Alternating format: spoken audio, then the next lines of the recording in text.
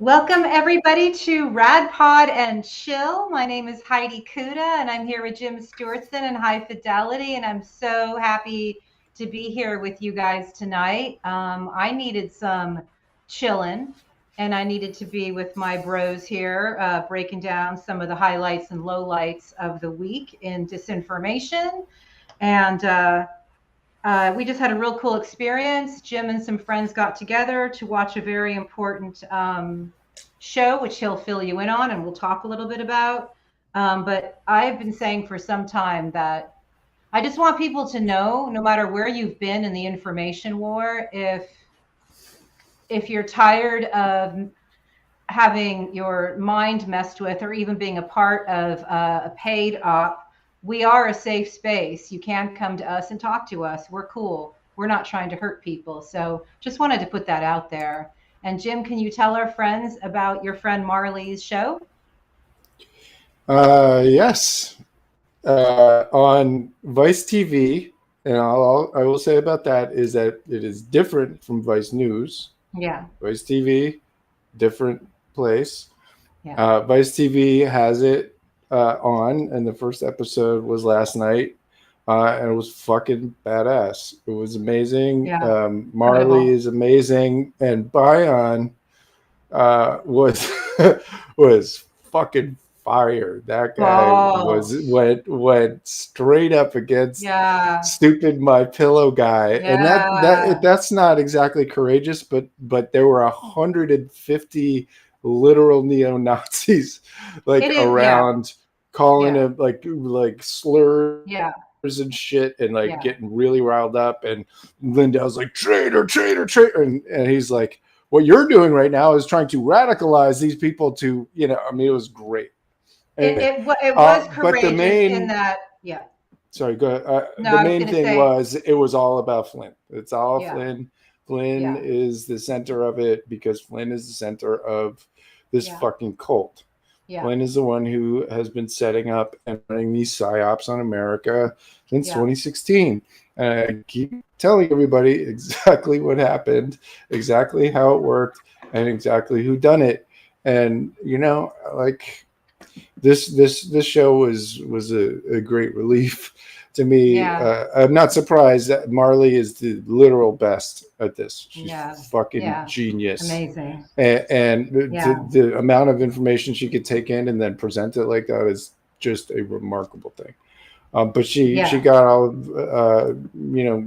even in just the first episode, a lot of the main points right. First of all, take it very fucking seriously. This is no longer like cute QAnon, right? This is not a bunch of fucking Jake Chansleys with his fucking horns, right? Anymore. This is a white supremacist genocidal movement. It is a death cult, and it really, really wants to kill lots of people. And I don't mean to be alarmist, but we are at the stage in this movie where they're just fucking saying it out loud, or they're just spreading literal, pure Kremlin propaganda. There's no more hiding it. There's no more fig leaf. There's no more nothing. And the guy in the middle of it is Mike Flynn. And Marley and her team had the balls to say so. And thank you. And you should, everybody, watch that show, please. Yes. And I want to say a couple things based on what you just said. Number one, I always appreciate when a woman is brilliant and has that much style, like Marley. Man, girl, I just feel you. I love her. I love her. Brilliant and just beautiful. And wow, that was so incredible. And then her colleague in that situation where he was being challenged by Lindell, those situations are so dangerous because here he is in this radicalized cult environment, basically pointing the finger, and it takes one freaking crazy guy. And so, as a former undercover producer, I would walk into situations that could escalate in bad ways all the time. So I really appreciate how courageous that that they are in the work that they're doing, how well produced it is, and I also had a realization today, Jim, which I shared with you, and like always, you back me up or tell me what you think. But I was really thinking about how it was a former military creep who is a patsy for the Kremlin and or the extreme right in America, who led a gang stalking troll brigade against me. It was an ex-military sociopath who led one against you. And we keep on finding these characters who were too sociopathic, I think, even for the military, leading these troll armies. And I think that I had the realization today that there are various tiers, and you probably know a lot more about it than I do, where that's what these guys do now. This is their job. They actually are one layer and one level with various, operatives underneath them, and their job is to destroy democracy, disrupt truth, and go after targets to harm the target psychologically, to discredit them, to get them fired from their jobs. And I would really like to see, again, when we talk about things that we need to see changed, I would like to see these guys exposed for the operatives that they are. Because if it's happening to us, then obviously they're out there harming other people on scale. There's a reason that it attracts people from the military, and that it operates like the military, because it's fucking run by a 3-star general. Yeah. The Mike Flynn said in November 2016 that he did irregular warfare at its finest. Yeah. He said that out loud about the 2016 election. Yeah. And what he was talking about was MAGA 3X, not to mention a whole bunch of other shit that we can talk about. MAGA 3X, we have the documents from MAGA 3X. It was set up like fucking ISIS, like a militarized ISIS. There were groups of people that had a specific assignment and didn't have to do anything else. They just went after the target until it was down. That was what they fucking did. And Posobiec was in there. Speaking of ex-military, hold on. Speaking of ex-military, in there leading the fucking circus and Comet Pizza and trying to get people killed. Right. This is a military operation. It has always been a military operation. Yeah. It's coming from American traders with the support and assistance of Vladimir Putin and other transnational criminals. Hi-Fi, you have something to say. Yeah. All right. What it comes down to in a nutshell is how the United States treats its veterans. We do not give them the support they need. We do not give them the mental health help they need, the medical help they need. I mean, look at what Jon Stewart had to do just to get that burn pit bill passed. That's insane. And these veterans come home, and a lot of these guys, not all of them, there are some veterans who assimilate very, very well, and there are some who do not. And those ones who do not need help, and instead of getting help, I mean, there's a long history of this.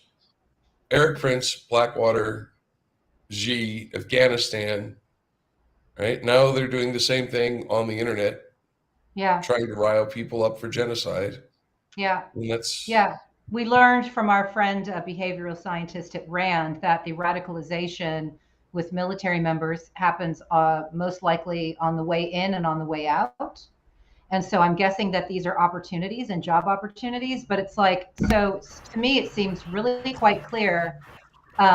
There's some crazy interference right now. Just heard that. I don't know if that's coming from your end, Hi-Fi. Let me see. Yeah. What happened? Yeah. There. Yeah, I think so. It Everything sounds seems fine to me. okay. I heard some crazy noise. It seems to me that, like, for one, an example, and I don't want to say their names because these guys are real creeps, but one of them, the one that was trying to, all I did was tweet out to America, please let's not vote in Peter Thiel funded candidates. Like, please, can we agree to do that? In which case I was called anti-immigrant, I was called homophobic, I was called all these things I'm not, led by a blue check ex-military who also was very involved in trying to take out the governor of California, was also involved in something that Hi-Fi knows about, that dealt with a Sharpie and votes in Arizona. And so I'm guessing that they get paid by these PACs and these nonprofits that are funded by, that are well-funded, the think tanks, to do these harms and to provoke these false narratives. And that's what their job is now. So let me back that up. My friend and partner Gal Suburban found this fucking dude, Benjamin Barr. I wrote an article about him. Yeah. Who's the lawyer for Project Veritas? Yeah. And the lawyer for dude, and the lawyer for Jim Watkins, Political Action Committee. Yeah. Disarm the deep state. Yeah. That he fucking ran ads for on 8chan. Wow. To fill his fucking so consider now that's not the worst part of this. So Project Veritas and 8chan, the same team. This guy defended Jim Watkins in front of Congress after Christchurch and El Paso, after the mass murders. Wow. This is the fucking guy who defended him. Also, this guy has a political. It's literally advertises itself as a way for rich people to get political influence. He is partners with a sitting FEC commissioner, federal elections commissioner, one of 6. This fucking Project Veritas Jim Watkins lawyer guy is partners in pillar of law with a fucking sitting FEC commissioner that was I need to put in place by Hold on. Donald Trump. We need to talk about that. But first, I need to address something in chat. Biden's daughter's diary was stolen by Veritas assholes. No, actually incorrect. Biden's daughter's diary was stolen by a couple of MAGA believers who then contacted Project Veritas and said, hey, we have this thing. Project Veritas then paid for that thing to be brought to them, paid for these people to travel, hotel room, et cetera, et cetera. This is actually why Project Veritas is probably going to be in trouble, because they were paying for the transportation of stolen goods. I do think that Brent, thank you, Hi-Fi. I do think that Brent Allpress will prove to be correct, because he's certainly proving to be on the money that at some point, whether it's the greed, it's the hubris, the arrogance, at some point, these guys not only devour each other, but engage in criminal activity that then does come back to haunt them. And I think we're seeing that. What I would like to talk about is that for 6 years and many decades, we have been treating the propagandists with equal time, equal footing, as far as their media exposure. And I think what Jim does and has done for a long time, and what I'm starting to do, is this stuff has to be labeled. It has to be labeled as propaganda, has to be labeled as Kremlin propaganda, whatever propaganda it is, because what's continually happening is I see all the time, various, people from the fifth column, like the guy that you just described, being given a platform on, whether it's Newsmax or some other janky propaganda station. And it's like, okay, so that is not MSNBC. It's not even CNN, which I know that's a controversial issue again, in and of itself. But it has to be labeled as as they have to be labeled as saboteurs. They have to be labeled as propagandists. We can't just keep doing the same thing and expecting different results. That's some of what I want to talk about on our show this weekend. The problem is, and you alluded to it just now, is that the journalists no longer have that power, right? The guy who took over CNN is a libertarian billionaire. Exactly like Peter Thiel, exactly like Elon Musk, who is perfectly happy to both sides the country into fucking chaos because they get richer when that happens. They do. These guys are fucking vulture capitalists. They get richer when there's more news, when there's more violence, when there's more chaos. They don't give a fuck about anybody. And this guy now taking over CNN is a very, very bad piece of news. And they replaced Brian Stelter in a 30-year-old program that has been the only source of good media criticism on big cable for 30 fucking years. They replaced that with Chris Wallace. Quisling little fox motherfucker. I don't want to hear about his journalism career. I don't give a shit. He shilled for fascists for decades. Fuck him. And the fact that you replace an actual program with that says everything about where that goddamn network is going, and it's very sad. That's right. Would a reapplication of the fairness doctrine it would be helpful? We need more than that. It would be helpful. We need far more than that. I just want to have the fairness doctrine is hard because it allows both sides, but but that's it not only allows both sides, it enforces it, right? And that's the issue, is that during an information any of that, it just becomes a catalyst for a fucking enormous fight. It's like the disinformation board, right? They fucked up that whole thing, and it just became a lightning rod, and it became totally useless. Right. So I think what we need is something different than that. I think we need a ban on information that involuntarily affects you. Yeah. I have some breaking news. What's that? I have some good breaking news. It's just one of my Twitter friends, a fellow named Lenny, who supports activists like me. He supports writers, artists. He did well in his life, and he's always finding people to support. He'll ask me, who can I help, Heidi? He had a brain tumor where he just found out it's malignant. So let's celebrate. Lenny's going to be okay. This is a guy who's done so much good. Any chance he gets, he donates and helps people. So we need the good guys to be well. So that is what I wanted to say. Yeah, Lenny's awesome. Great. He's great. He's like a cool. Anyone who puts themselves out there, helps. Is awesome. He's one of the helpers, and those are the people that we need, because again, when we're talking about what we're fighting, and specifically what we're fighting, there is so much money behind it. Before we move on, I wanted to briefly on Project Veritas. I want to make sure people understand what that is. Yeah. Project Veritas is Eric Prince's propaganda arm.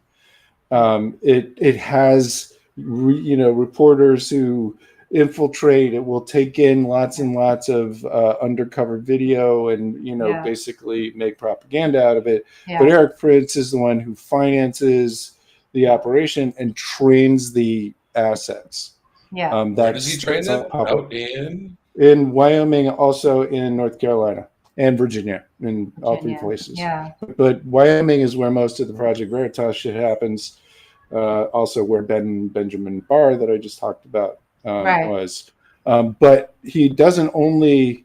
Project Veritas is just kind of the top of the iceberg, right? Yeah. Right. It's what you can see. It's what you can see. They advertise. They they make lots of lawfare. They sue people. They get sued. It's kind of the thing that makes the noise. Underneath that is a shitload of much darker operatives, right? Everything from, he trained people to go murder, like heads of countries in the last few years, were trained by Eric Prince. So he will train people to kill you, especially Muslims. He likes to do that. But he also trains a lot of very, very dangerous operatives online. Some of whom I have come face to face with. And it's a whole industry that sits under what you see with Project Veritas.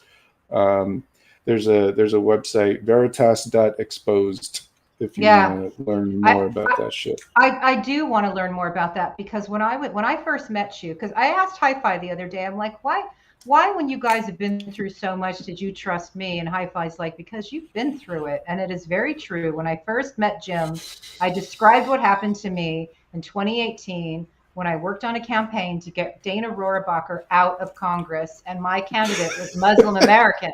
My candidate was Muslim American. That is about the worst fucking job you could have possibly imagined. Yeah, that is like, there's a target on you. Shit. Can I tell you? Rohrabacher, Prince did fundraisers for Rohrabacher. Well, he was his intern. Yes, but recently did fundraisers. Recently, a couple of years. Yeah, I saw that. So yeah, no, it's very funny, because in a way, it's like it was like the worst of times, and the worst things happened to me during that period of time. And looking back, I can see the coordinated attacks, the coordinated hit, right? But to me, I look at it like that's what turned me into a fucking warrior. I already was, but after what I went through in 2018, I was, and what was very beautiful about the experience is that I was harmed online by a lot of the same people who still do their harms with blue checks and their whole tribe of, trauma merchants, as you so eloquently put it. But things were set up in my life offline too. But what was incredible was that campaign team that I was a part of stood staunchly beside me during the whole thing. And it was like the most beautiful loyalty you could imagine, because as you know, Jim, when you are set up and you become the target of one of these operations and they throw all their ammunition at you, people freak out. And they bail. They don't want to be near it. Of course. Which is the whole point. They made their goal is to make you radioactive. Yeah. Right. Yeah. I mean, these asshats are like liking comments on my Substack with incredibly offensive names. Yeah. Because that's the only fucking way they could think of to get to people individually on my Substack. So they fucking so these dumb fucks just spend all their time like making accounts and doing this shit and just making my numbers on Substack look fucking great. Like, okay, you liked my post 15 more times, thank you. But it's just what part of why I bring this up is that they're no longer able to do this shit underground. Yes, that's right. Because I don't got no more fucking. Thank you, Kathy. I don't have any holes anymore. As far as I'm aware, I've been operating for a while without any infiltration, but that's only because I shrunk down to a fucking tiny group of people that I can trust with my kids. Right. I understand that. That's it. That's it. One thing I did learn, I learned a lot of things. I learned who truly cares about you. You know what I mean? People who are real in your life when things like that happen.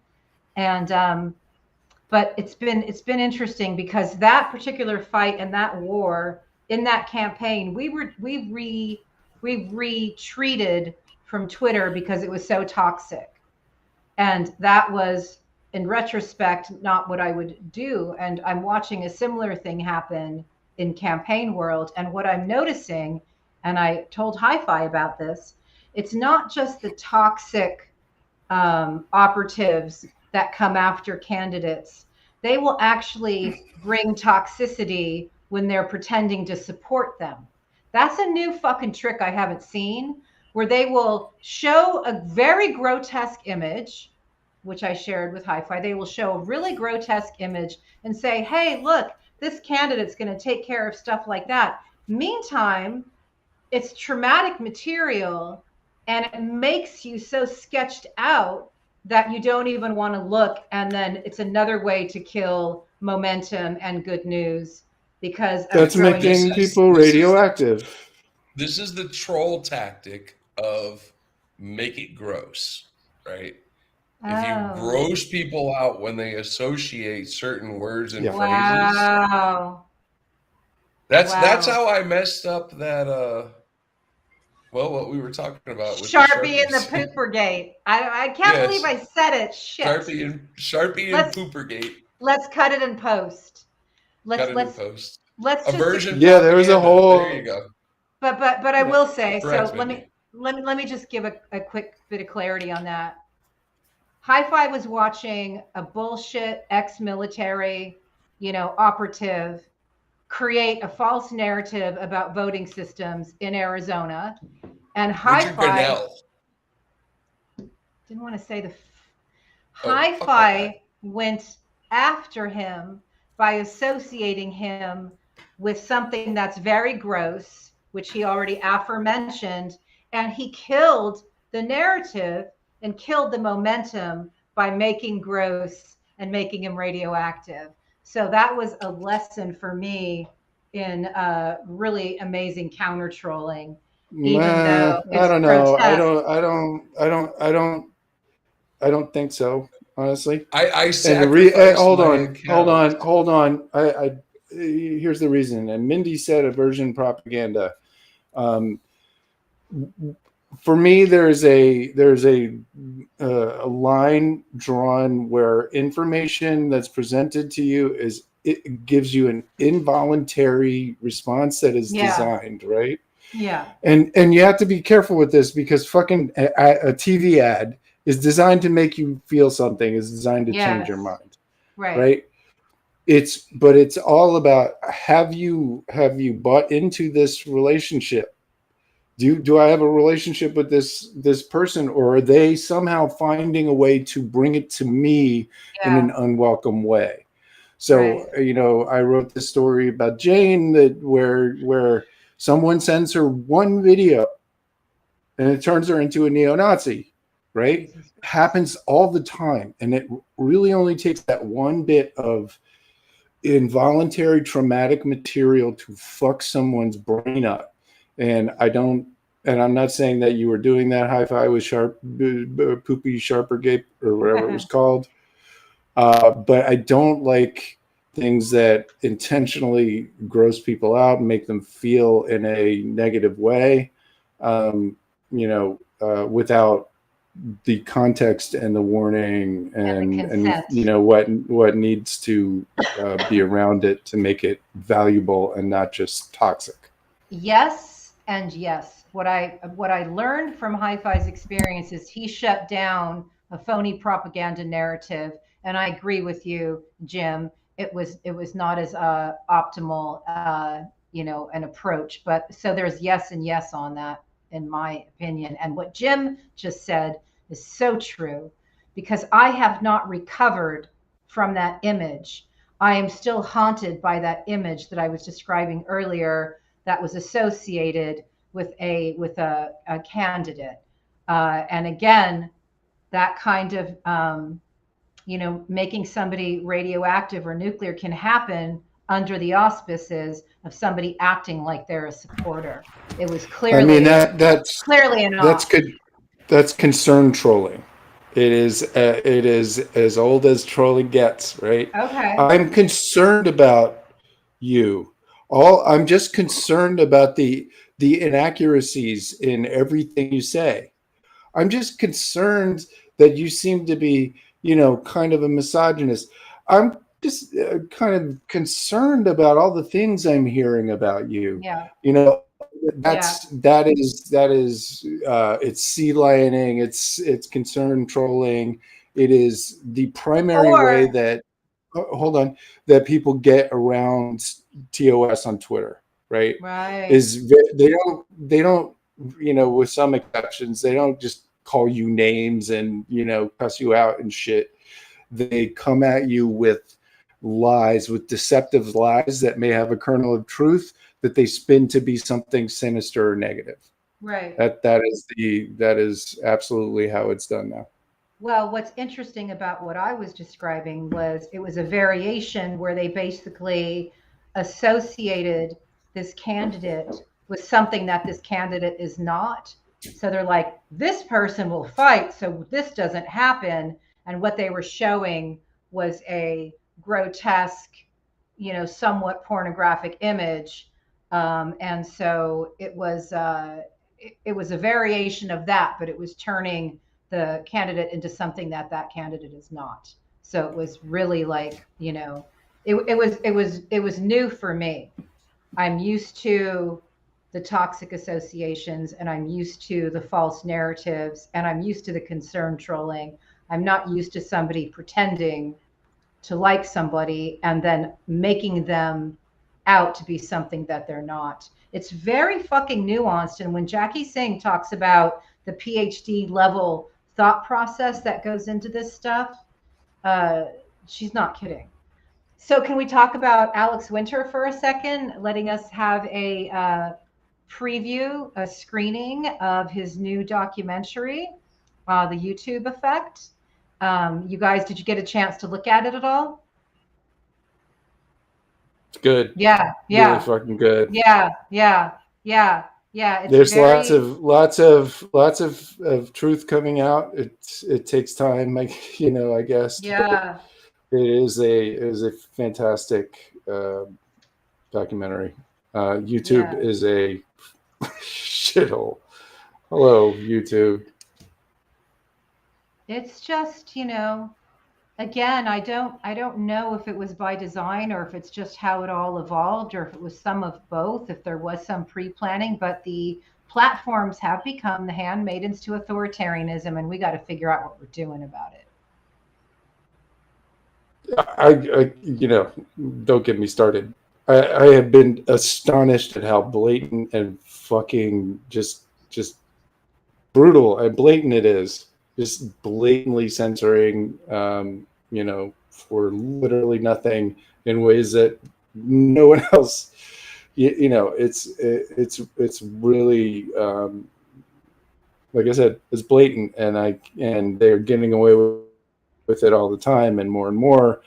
And I think, you know, they're going to continue to behave themselves into a very bad position. Right. And what I'm hoping is that bad position doesn't put them in Elon Musk's fucking shed, because then, you know, bye-bye. Yes, right. Right. Yeah, I have noticed on the public square, which you guys have been ostracized from because you brought the truth, and you were influential in how you did it. But I have noticed a bunch of people from Dugan, the country of Dugan. I'm joking, obviously, but I've been noticing a lot of blue check marks standing, as you so eloquently say, Jim, for Dugan, trying to downplay his role in the Kremlin, trying to downplay his importance, just like they do with Mike Flynn. Isn't that interesting? Yeah, and they put it in a very sympathetic way, right? Academic. It was an assassination attempt. You know, not to mention Bannon, who calls him one of the most important geopolitical thinkers of our time, shit like that, right? Yeah. Like, that's what those guys are saying. But yeah, the controlled opposition and even the mainstream press, right? He's not Putin's genocidal maniac strategist who wants to kill millions of people in Ukraine outright. Yeah, right. He's Putin's ally, whose daughter was killed in a bombing that was meant for, Professor Dugan or whatever the fuck. And there's just no context for the fact that no, actually, Alexander Dugan wants to create a Russian empire that goes across all of Asia, all of Europe, will be Russian Orthodox old believer theology, which is 16th century batshittery. That's what he wants to control all of Eurasia. And in the process, anyone who gets in the way is just fucking murdered. That's literally what he says. And there's never any context for it. They just buy this fucking bullshit that, he's one of Putin's buddies. And man, isn't it so upsetting that we're going after him inside of Russia? No, it's not upsetting at all. It's fucking awesome. Well, I want to say that some of these blue check marks with a lot of academic credentials are trying very hard to minimize his relevance. And I thought, isn't that interesting? Doesn't that seem familiar? The same ones who are Russian apologists, right? Who are Assad apologists, the Antifers that have their fucking podcast where they go after Hillary Clinton and talk about Jeffrey fucking Epstein, the fucking tanky motherfuckers who don't do jack shit except for whine about everything and attack other people. All of you people need to get a fucking life. Seriously. Thank you for coming to my fuck you talk. This was a good fuck you talk. I like that. They may need to actually get a job depending on how things are going. You saw that Putin has made the decision to increase the number of troops, because Prigozhin's probably not able to pull people from prison quite fast enough. Anybody just tuning in, this is Radpod and Chill. This is the very chill at the bar weekly live stream of our dope, as you could just tell, dope ass episodes. We had retired federal agent, IRS supervisor, criminal supervisor Martin Scheel on this week, and if you haven't seen it, it's incredible. And I thank the hundreds of people who have watched it. We've already had about 4,000 views. 400 views. Yeah. But more importantly, we had Quincy on. Quincy. Quincy. So Marty said some really funny stuff. And so please go ahead and check out the episode. He did say that Elliot Ness would be turning over in his grave. If you could not arm IRS agents, how were you going to get, Capone? And I love what he said about Jeff Clark in his underwear on the lawn, how that was law enforcement at its finest. That was excellent. As you guys know, that's some gangster shit. I'm going to say it again. The Justice Department and the Biden administration appears to be doing some stepping up. This there's a lot of, let's just be positive for a minute. Jesus Christ. All this money, a bunch of money for the environment. Oh my fucking God. Imagine that. A lot of it. They twisted fucking Manchin into some kind of pretzel. I don't know what they did behind the scenes, but fuck yes. They got everything they wanted, plus a bunch more. That was amazing. So that sets the table. There's 1 minute when you knew exactly what happened, because the way Biden looked up at Manchin when he handed him the pen was the minute you knew, like, oh, he pulled some shit. Yeah, there was something. Oh, totally. Lovely. And I was yelling about it for fucking months. It was obviously not me, but it was very satisfying to see Manchin just fucking step in line like he needs to fucking do if he wants to be labeled Democrat. He doesn't get to be that if he is gonna not help. Anyway, so that was really fucking good. I am also a big fan of the way the Justice Department is that this individual judge, in fact, is calling bluff after bluff after bluff. Yeah. They're going to release this affidavit that's going to be all black squares. And they're going to be like, here you go. Here's your fucking affidavit, you idiot.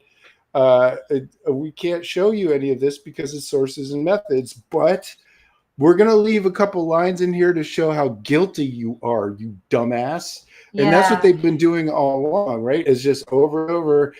Trump's like, I want to see this. Okay, here. I want to see that. Okay. You're guiltier. This one, I want to see the other thing. Okay, you're even guiltier in this one.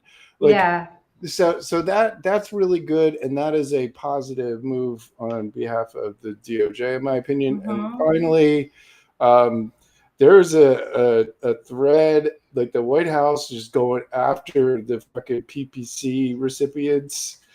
Gal Suburban, my friend and partner, Constant Ninja, fucking pointed me to that, and it just made me very happy that Kate Bedingfield, the new head of the PR shop, seems to be pretty fucking gangster herself, to be honest with you. So I love it. A little bit of good news, I think, between all the. I have. Also, this documentary that we just watched. Oh my fucking god, that's also really good news. Yeah. Said all the right things. I want to talk about fucking Flynn is. I want to talk about that point on that. Their paycheck. I want to talk about that. I want to talk about a serious aspect of that in a moment. But first, I want to play one. I want to do one little episode of Truth or Dare. Truth or Dare. Truth or Dare. We need to come up with some kind of graphics. Truth or Dare. Okay. So, what former U.S. attorney said this? Some people criticizing student debt forgiveness are learning there are PPP tapes. I love it. I love it. Does anybody in the chat know who said that? I don't know who said that, but that's fucking hysterical. So that would was that an Eric Holder? No, that would be Preet Bharara. Oh, Preet. Okay, that's a good one. Some people criticizing student debt are learning there are PPP tapes, and then he went down the entire list of all the millions and millions of dollars that these right-wing extremists, QAnon, Kremlin freaks, traitors, how much of them had their loans forgiven. So we know that facts don't matter to the propagandists, but they matter to us. And here's a fact. Was a wonderful point. Here's a fucking fact right here. When people take money from the government, it's socialism. What these people are engaging in is socialism for them. So Matt not Gaetz, anybody else, just them. Let me go through the numbers. Fuck them. Matt Gaetz had $476,000 forgiven. Marjorie Taylor Greene, $180,000, and the list goes on and on and on. But how much did Matt Gaetz have? 400 what? 476,000. So let's just collectively. That's a lot of salad. Let's give him the double barrel. Fuck you. He wanted to buy his pardon with that money. Well, he told Roger Stone. Only the people who have paid very close attention to the Matt Gaetz story understand the joke I just slipped in there. Oh. I don't want to. I don't even want to know. I'm sure I don't want to hear it. I've read all those articles too. And I was so glad that Hi-Fi got his disgusting Roger Stone joke out on your Zoom earlier today, so we didn't have to hear it live on Radpod and Chill. It's always nice when Hi-Fi spares us. So I thought that was really great. I mean, look at Joe Biden doing. Remember when President Jackie Singh was talking about how Democrats have to remember that they are capable of doing big things and they have to make big moves? Man, yeah. So if we can kick out some traitors and spies in November, we could very well have a functioning democracy. Well, I listen. Tomorrow noon. Redacted affidavit hits the street, kids. It's going to be a bunch of black boxes. I'm sorry to tell you. It's going to say up at the top, Donald Trump has fucking stole a bunch of boxes with secret shit. Black box. That's it. You just ruined my hopium high. No, it's going to be cool. There's going to be a few things. That is they will leave enough in there to prove the reason for it, but they won't. They'll leave out sources and methods. It's gonna. I don't know. We'll see. Still good. But I don't anticipate. I don't anticipate any real fireworks. They will try. What's in the black boxes? It must be things that exonerate Trump. It's like, no, bro. You really want us to unredact those boxes? You don't. Hey, Hi-Fi, can you put the link to Sean Connor's new album on Spotify in the chat if you have that capability so our friends can support Sean, who just dropped his new, that'd be so great. Look at all the art. Sean's got new music. Alex Winter's got an incredible film out. Marley's got a new episode out. What happened? Gal just made me laugh because What'd she do? She said, "What's in the box?" I made a video that I didn't distribute because it's pretty fucking edgy. It's Tina Peters did a whole propaganda video called Selection Code, and there's a 45-second clip of her like caressing it. In a creepy way, this box and opening it very slowly and saying this super culty shit on top of it. And do you remember the movie Seven? Anybody? Oh yeah. Spoiler alert! Spoiler! I'm warning you right now. Spoiler alert! Yeah. The movie Seven, at the end, Gwyneth Paltrow's head is in the box. Wow. She gets her head cut off, and there's a big thing with Kevin Spacey, and it's very, very dramatic. Yeah. So I cut in parts of Seven, so it was like, what's in the box? What's in the fucking box? With Tina Peters caressing very slowly her whatever the fuck boxer was, and I thought it was fucking hilarious, but it didn't quite make it over the line into something I was willing to share. Okay, well, I understand. It's kind of inside baseball. So I just want to say that I find it really interesting that Peter Thiel is financing the new dating app, The Right Stuff, for conservatives, and apparently it's founded by... And he can't even be on it because it doesn't allow gay people. Okay, well, what's interesting to me about that is it allegedly 3 former Trump staffers. But when you actually watch this video clip, this video debut, one of the women, of course, is named Ivory, of course. I would say that it plays much better in the original Russian. Peter Thiel, is anyone actually going to Rumble? Just go to Rumble. Go to rumble.com. Yeah. Just the front page, rumble.com. Every single time the fucking front page of the video is Kremlin propaganda. Yeah. Every single time, all of it on the top video. Then you go over to the editor's picks, and there's like one Minecraft video, and then like Putin is fucking amazing, and Zelensky is a Nazi, and fucking just bam, just Kremlin propaganda straight up. The whole thing is just a giant Russian psyop now. Right. It's incredible. Yeah. And Peter Thiel put a whole bunch of money into it at a $500 million valuation when it was nothing but a little piece of shit in Canada. And the newest development on the Rumble financial front is, oh my goodness, just like Truth Social, there's a shady PAC involved. And guess what? The leader of the PAC is currently being sued because the shareholders of a company believe that he basically extorted, I believe it was $15 million in bonus from the board of directors of said company. So nothing weird there at all. You know what? Whoa. Hey, high five. Put up Gal's tweet or whatever the fuck you call it. I just want to comment that Adrian Pickleshits, one of our viewers, I really appreciate that name, did just say that Glenn Greenwald is on Rumble, so that legitimizes it. With Tulsi Gabbard and Johnny. literal Russian ops. If you don't know, Glenn Greenwald is the guy that Edward Snowden leaked the fucking his classified documents to. And I just have to say this because this freaked me out. It seems like it should be a big deal if we could prove it. Check this out. Edward Snowden got the military intelligence documents that he fucking leaked to Greenwald and WikiLeaks.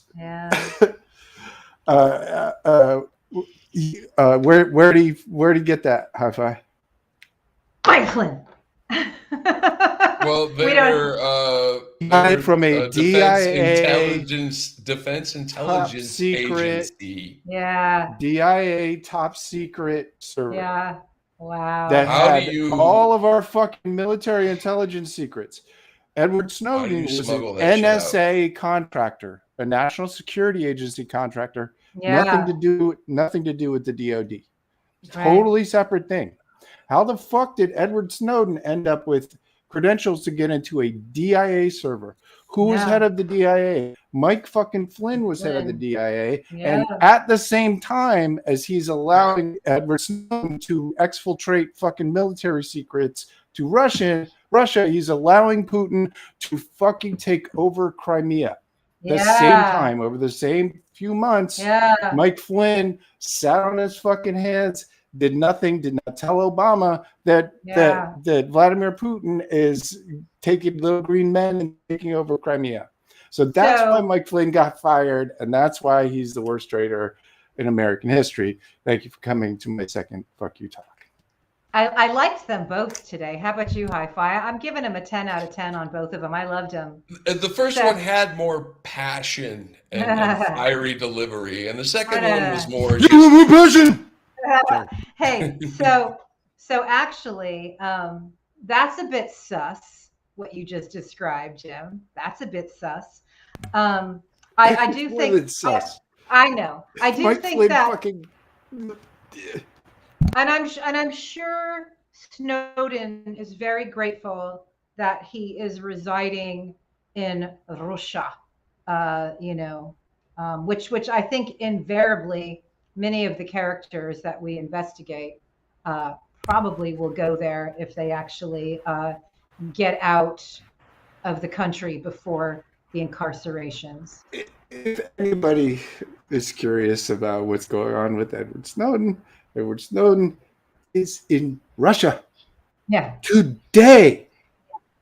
Yeah. Get with a fucking Russian citizenship. Yeah. So any of you free Assange, Snowden standing dumbasses, fucking knock it off. Yeah. They're standing Russian ops, and they've been outed as Russian ops for fucking decade. So take your rose-covered tanky glasses off and stop paying attention to these fucking people. Thank you. I do. That was your third TED Talk, and I really liked that. I do want to say that. I gotta chime in here. Chime in here from a technology kind of. Oh my God. I will say this, and I know what they did was wrong and damaged us, globally in the intelligence world. However, I also think that some of the things they exposed are cause for another church commission, because how our intelligence agencies utilize privatized data needs to be addressed. And welcome to Hi-Fi's TED Talk. Okay.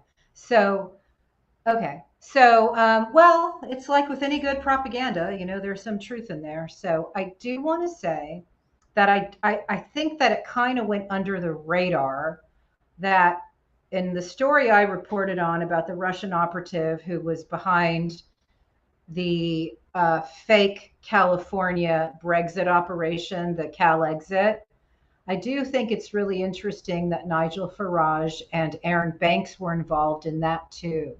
They do seem to turn up at these incredibly divisive moments.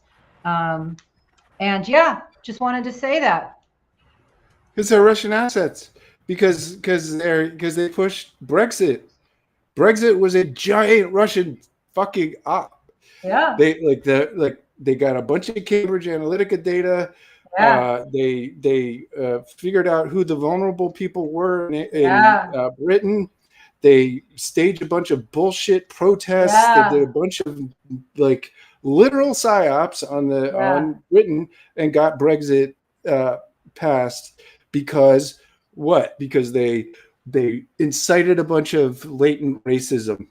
Yeah, that's what they exactly do. Right. That's what they did in Virginia, right? Yeah. That's why Glenn Youngkin is the fucking governor, is because they did an anti-CRT psyop to get a bunch of fucking white ladies in rural Virginia to, who were, they're south of the Mason-Dixon line, and there's some past there, and it comes up pretty easily, and they did it on purpose, and it swung the white women vote by 15%, and that is why we have Glenn Youngkin as governor. And guess who did it?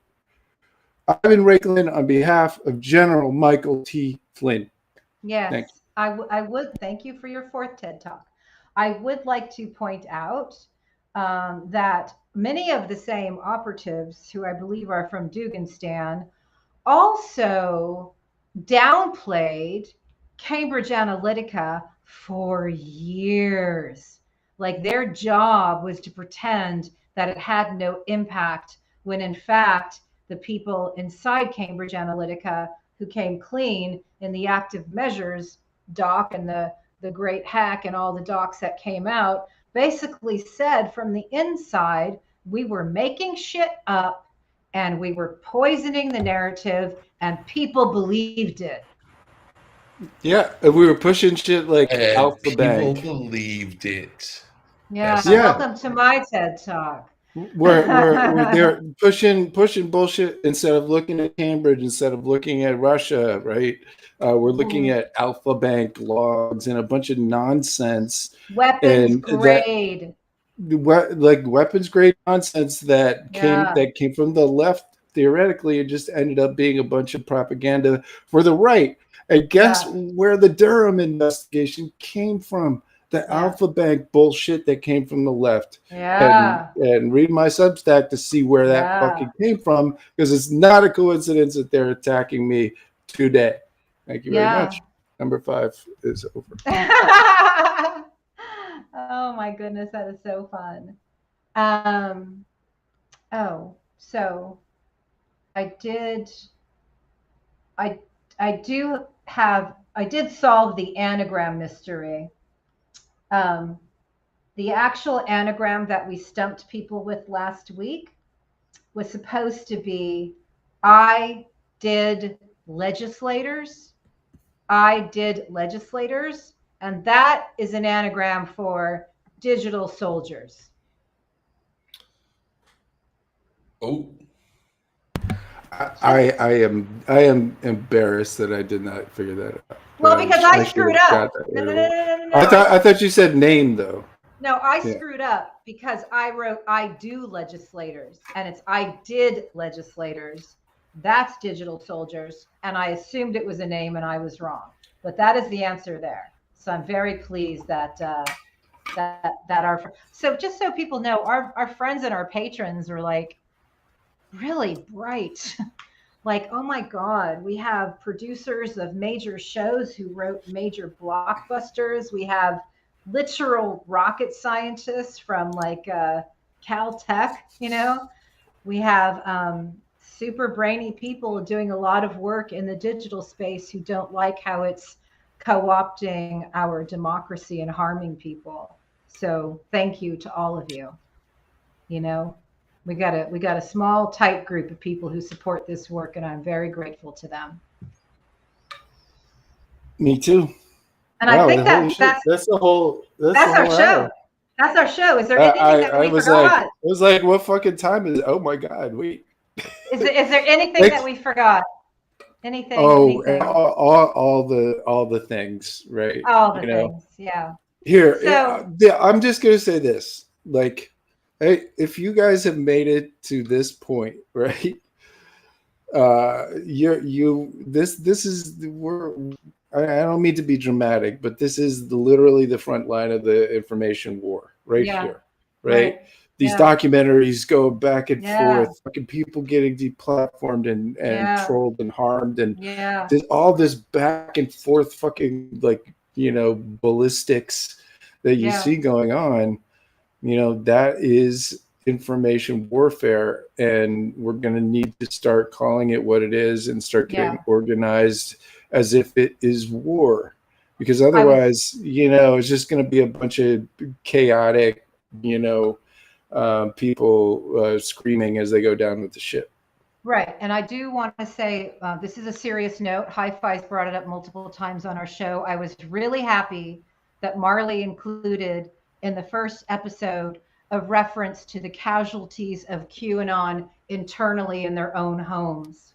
The people who actually were so radicalized that they murdered their children. That is the type of escalation that we are talking about. That is the war that we're talking about. And so take this shit very seriously. Watch these documentaries that we are referring to. Please watch Jim's documentary if you haven't, and stay in truth with us, because we are going to continue this fight. All right, my turn, and then we're out. Watch The Great Hack. Watch People You May Know. Watch Disinformed. Watch American Mindfuck. Watch The Search for Q. Yeah. It's a good start. Those are all things that have truth, a vast majority. And watch and support active Radpod. measures. Yeah. Active measures too. Watch and support Radpod. Two Marley joints. All right, kids. Yes, indeed. Thank you, guys.